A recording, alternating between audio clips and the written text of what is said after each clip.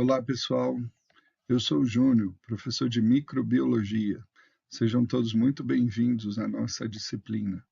Queria começar a conversar um pouquinho com vocês sobre características gerais dos seres vivos. O que torna um ser vivo, vivo? Como é que a gente pode diferenciar, por exemplo, um animal de uma rocha? Qualquer pessoa no meio da rua, sem estudar muito, sabe dizer que um cachorro está vivo, mas que uma rocha não é ser vivo. Bom, queria começar desse ponto para a gente falar mais sobre os micro-organismos. Vamos lá?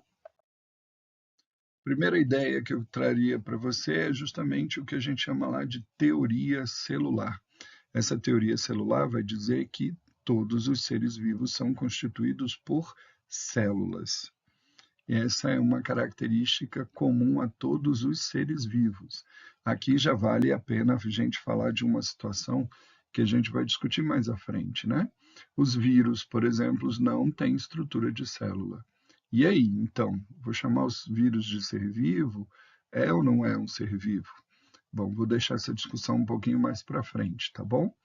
Outra questão importante é que as atividades vitais dos organismos ocorrem nas células. O que eu quero dizer com isso? Eu quero te dizer que tudo que você faz para permanecer vivo, você faz por conta das suas células. Você se alimenta porque as suas células precisam de energia. Você respira porque as suas células precisam do oxigênio e são elas quem produzem o gás carbônico. Você precisa beber água porque as suas células estão no meio aquoso, tá ok? Outra questão importante também dessa teoria é de que toda célula é formada a partir de uma célula já existente, pré-existente, ok? Então, esse é fácil de perceber, né? Estamos eu e você aqui porque temos nossos pais que nos passaram esse legado, essa vida, tá ok? Bom, entre os organismos, a gente vai ver, os organismos podem ser unicelulares e também podem ser pluricelulares. Os unicelulares são os que vão nos interessar, especialmente nessa disciplina de microbiologia. A gente tem as bactérias, os protozoários. Aqui está um desenhozinho de uma bactéria. Os protozoários, esse daqui é um ciliado chamado de paramécio. E fungos, alguns fungos são unicelulares, como é o caso desse aqui, que é justamente a levedura. Ok? A maior parte de nós é pluricelular. A maior parte de nós não. Nós todos somos pluricelulares, não é isso? O que significa dizer que somos pluricelulares? Que nós temos a unidade básica da vida, como sendo a célula, mas essas células se juntam, formam tecidos, como é o caso aqui do tecido ósseo. Esse tecido ósseo vai se juntar a outros tecidos, como, por exemplo, o tecido nervoso, e formar um órgão inteirinho, que é o osso, né? Bom, os vários ossos que formam o nosso esqueleto, ou o esqueleto aqui do gato, vão dar origem a um sistema esquelético. E quando a gente junta esse sistema esquelético junto com o sistema digestório, respiratório, reprodutor, sistema nervoso e todos os outros, a gente tem a formação de um organismo, tá certo? Então, os seres pluricelulares têm a célula como unidade básica, mas vai aumentando essa complexidade até chegar no organismo, ok? Bom, seguindo aqui, a pergunta agora é: o que é necessário para se considerar como uma célula?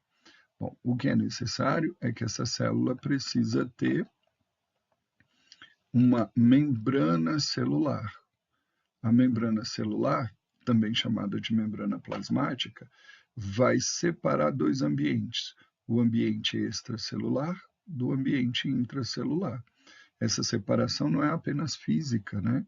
É uma separação química. Quer dizer, tem substâncias dentro da célula que não estão do lado de fora e tem substâncias fora da célula que não entram na célula. Quem consegue garantir isso é uma membrana, chamada de membrana celular. Bom, o interior da célula é o citoplasma, e mais no interior da célula a gente vai ver ali a presença de um núcleo, ou melhor, a presença do material genético, porque nem toda célula tem núcleo definido, e especialmente as células bacterianas não têm núcleo definido. E porque elas não têm núcleo definido, essas células são chamadas de células procarióticas. Eu queria justamente falar dessa organização celular para você. Células procarióticas são observadas em bactérias. As bactérias são seres unicelulares, microscópicos, portanto, né? E que estão em todos os ambientes. Existem bactérias no ar, bactérias no nosso corpo, bactérias na água, bactérias no solo. Esses seres unicelulares são muito eficientes no que tem que fazer, que é justamente sobreviver, né? E se relacionar com todos os demais seres. Tá legal? Bom, a estrutura dessa célula procariótica é bem específica, e é dessa estrutura que eu queria tratar nessa aula de hoje. Primeiro aspecto para ressaltar é que a estrutura celular de uma bactéria vai conter um material genético, está aqui, ó, o DNA, vai conter o citoplasma, toda essa estrutura verde aqui, e também vai ter a membrana plasmática. Então, lembra aí? Se tem membrana, se tem citoplasma e se tem material genético, eu posso chamar isso tudo aqui de célula. Bom, para além desses três componentes, a gente vai observar o seguinte. Primeiro, o DNA não está preso, separado do citoplasma. O DNA está junto do citoplasma, disperso. Então, nesse meu desenho aqui, é toda essa parte amarela envolvida aqui por toda essa parte verde, tá certo? Esse DNA disperso no citoplasma é quem vai caracterizar a célula como célula procariótica. Para aqueles que gostam, que lembram e que viram, as células procarióticas não têm membrana nuclear, não tem uma membrana chamada carioteca, e por isso o DNA fica disperso no citoplasma. Outro aspecto aqui importante, o citoplasma vai conter ribossomos. Essencial, né? Esses ribossomos estão aqui pintadinhos de azul, representando eles, estão dispersos em todo o citoplasma e vão ser os responsáveis pela produção de proteínas. Então, as bactérias são capazes de produzirem suas próprias proteínas, tá bom? Bom, aqui, ainda no interior dessa célula, eu estou vendo uma região aqui pequenininha chamada de mesossomo. Essa região pequena é a região onde vai acontecer um processo importante, que é justamente o processo chamado de respiração celular. É aqui que a bactéria consegue converter o alimento em energia para poder continuar vivo, tá bom? Bom, as bactérias vão apresentar, além da membrana, uma parede, que aqui está representado por toda essa estrutura avermelhada, tá vendo? Parede celular, aqui, ó. Aqui ele apontou para essa parte mais clara, amarela, né? Essa parede celular, ela é importante porque ela vai dar forma à bactéria. Por exemplo, essa bactéria tem esse formato alongado. A gente chama esse formato aqui de bacilo, tá ok? Bom, essa bactéria ainda tem um flagelo que vai ajudá-la na locomoção e, como você pode observar, ela é uma estrutura simples, né? Porém muito eficiente, consegue sobreviver e viver em todos os ambientes que ela precisa, tá bom? Além das bactérias, são também procariotas as cianobactérias. A brincadeira aqui é para você lembrar, né? Ciano é essa cor esverdeada, Essas cianobactérias contêm pigmentos que as ajudam a fazer fotossíntese. Olha lá a estrutura da cianobactéria.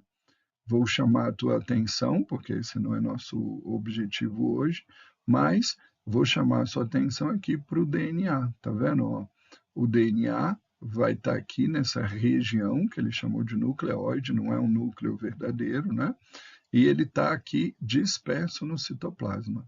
Além desse nucleóide, desse DNA, a gente observa a parede celular, a gente observa a membrana plasmática, né?